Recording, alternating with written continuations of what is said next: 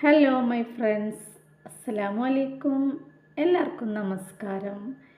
ഇന്ന് ഞാനൊരു അടിപൊളി ടിപ്സും കൊണ്ടാട്ടോ വന്നിരിക്കുന്നത്.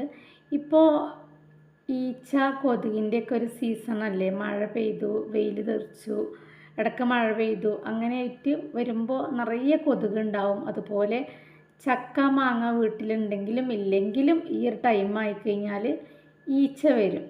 അപ്പോൾ ഈച്ചയെ തുരത്താനും കൊതുകിൻ്റെ ശല്യം കുറക്കാനൊക്കെ ഉള്ള 2 ടിപ്സും കൊണ്ടാട്ടോ ഞാൻ വന്നിട്ടുള്ളത്. അപ്പോൾ ആദ്യം തന്നെ ഈച്ച ശല്യം ഒഴിവാക്കാനുള്ള ആ ഒരു ടിപ്സ് നമുക്ക് എന്താണെന്ന് നോക്കാം. അതിന് മുമ്പായിട്ട് ആദ്യമായിട്ട് എൻ്റെ വീഡിയോ കാണുന്നവർ ആരെങ്കിലും ഉണ്ടെങ്കിൽ ഒന്ന് സബ്സ്ക്രൈബ് ചെയ്ത് സപ്പോർട്ട് ചെയ്ത് ആ ബെല്ലൈക്കണൊക്കെ ഒന്ന് എനേബിൾ ചെയ്ത് വെക്കുക. ഇഷ്ടപ്പെട്ടവർ ലൈക്ക് കൊടുക്കുക. ഈ ഒരു സ്പ്രേ ഉണ്ടാക്കാൻ വേണ്ടിയിട്ട് ഞാൻ എടുത്തിരിക്കുന്നത് പുകയിലയാണ് കേട്ടോ.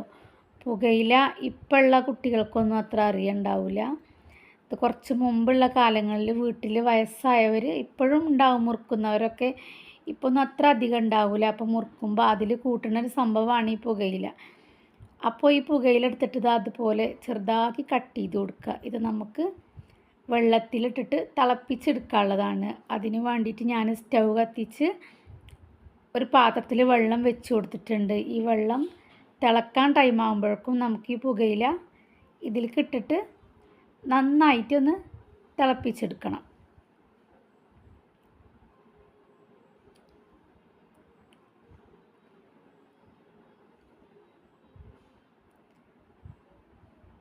പിന്നെ അതിലേക്ക് ചേർത്ത് കൊടുക്കുന്നത് വലിയ ജീരകമാണ് കേട്ടോ. 1 സ്പൂണ് വലിയ ജീരകം, പെരുംജീരകം, അതാണ് ചേർത്ത് കൊടുത്തത്. പിന്നെ അതിൻ്റെ പിന്നാലെ തന്നെ നന്നായിട്ട് തിളക്കണതിൻ്റെ മുമ്പായിട്ട് അതേ സ്പൂണിൽ 1 സ്പൂണ് കല്ലുപ്പാണ് കേട്ടോ ചേർത്ത് കൊടുത്തത്. കല്ലുപ്പ് ഇട്ടിട്ട് നന്നായിട്ട് ഇളക്കി കൊടുക്കുക. തീ കുറച്ചിട്ട് 2-3 മിനിറ്റും കൂടി അങ്ങനെ വെക്കുക. അപ്പോഴേക്കും അതിൻ്റെ ഒരു ടേസ്റ്റൊക്കെ ആ വെള്ളത്തിലേക്ക് അങ്ങനെ ഇറങ്ങിയിട്ടുണ്ടാവും. അപ്പോൾ നമുക്ക് സ്റ്റൗ ഓഫാക്കി വെക്കാം. എന്നിട്ട് ചൂടാറാൻ വേണ്ടി വെയിറ്റ് ചെയ്യാം.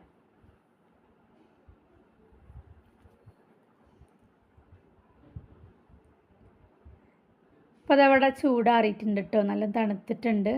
ഇനി നമുക്കൊന്ന് അരിച്ചെടുക്കണം.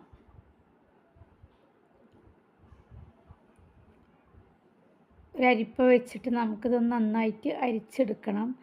കാരണം ഇതിൽ കരട് എന്തെങ്കിലും പെട്ട് കഴിഞ്ഞാൽ നമ്മൾ സ്പ്രേ അടിക്കുമ്പോൾ ബുദ്ധിമുട്ടാവും. കരട് തടഞ്ഞു നിന്നിട്ട് പിന്നെ അത് സ്പ്രെഡായി കിട്ടില്ല.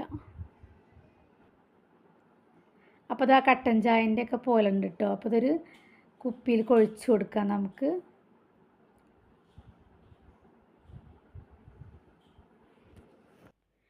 നമ്മൾ പച്ചക്കറി കൃഷി ചെയ്യുമ്പോൾ അതിൽ കീടങ്ങളൊക്കെ വന്നിട്ട് പച്ചക്കറി നശിപ്പിക്കുമ്പോൾ അതൊക്കെ നശിച്ച് പോകാൻ വേണ്ടിയിട്ട് നമ്മൾ പുകയില വെള്ളം തെളിച്ച് കൊടുക്കും. ആ ഒരു ഓർമ്മയിലാണ് കേട്ടോ ഞാനിങ്ങനെ ഉണ്ടാക്കി നോക്കിയത്. അപ്പോൾ എന്തായാലും സംഭവം സെറ്റ്. നല്ല ഈച്ച ശല്യമുള്ളവരൊക്കെ അതുപോലെയൊക്കെ ഒന്ന് ട്രൈ ചെയ്ത് നോക്കുക. എന്തായാലും നല്ല റിസൾട്ടായിരിക്കും. ഉറുമ്പ്, പല്ലി, പാറ്റ അതിനൊക്കെ നന്നായിരിക്കും. കാരണം കീടങ്ങളൊക്കെ ഒന്നുകിൽ ചത്തുപോകും, ഇല്ലെങ്കിൽ പിന്നെ ആ വഴിക്ക് സ്മെല്ല് പറ്റായിട്ട് ആ വഴിക്ക് വരില്ല. അങ്ങനെ ഇരിക്കും. അപ്പോൾ എന്തായാലും എല്ലാവരും ഒന്ന് ട്രൈ ചെയ്ത് നോക്കുക. ഉപകാരമുണ്ട് തോന്നുകയാണെങ്കിൽ ഫാമിലിക്ക്, ഫ്രണ്ട്സിനൊന്നൊക്കെ ഒന്ന് ഷെയർ ചെയ്ത് കൊടുക്കുക. ഇഷ്ടപ്പെട്ടിയാൽ ലൈക്ക് കൊടുക്കുക.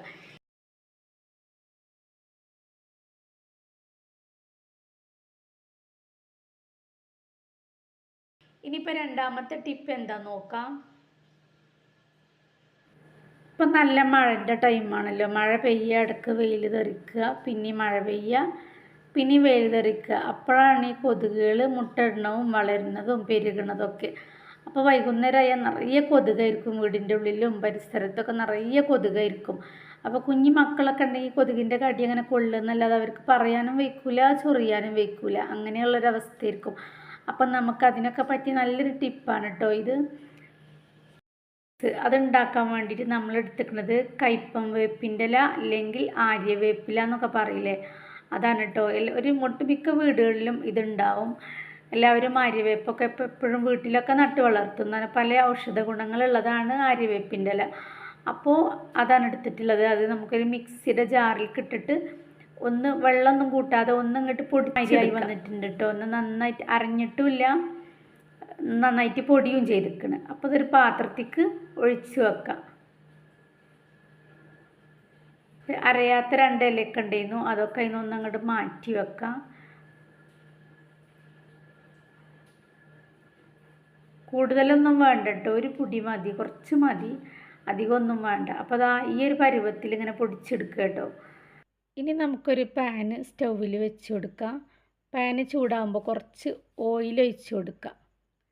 ഏത് ഓയിലും പറ്റും കേട്ടോ, ഞാൻ സാധാ പാം ഓയിലാണ് ചേർത്ത് കൊടുക്കുന്നത്.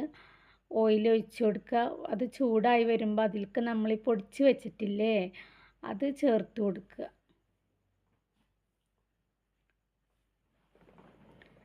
അതിട്ടിട്ട് നന്നായിട്ട് മൂപ്പിച്ചെടുക്കുക. അതായത് നല്ല മുരുമുരനായി വരുമ്പോഴേക്കും അതിൻ്റെ ആ ഒരു കാര്യങ്ങളൊക്കെ ആ എണ്ണയിൽ ചേർന്നിട്ടുണ്ടാവും. അപ്പോൾ അത് അതുപോലെ നന്നായിട്ട് ഇളക്കി കൊടുക്കുക. ഒരു 5 മിനിറ്റൊക്കെ ഇങ്ങനെ ഇളക്കുമ്പോഴേക്കും ഇത് 5 മിനിറ്റൊന്നും വേണ്ട, 3-4 മിനിറ്റൊക്കെ ഇളക്കുമ്പോഴേക്കും ഇതിൻ്റെ എണ്ണ വേറെയും ഇല വേറെയും അങ്ങനെ നിൽക്കുന്നുണ്ടാവും. അപ്പം അങ്ങോട്ട് ഓഫാക്കുക.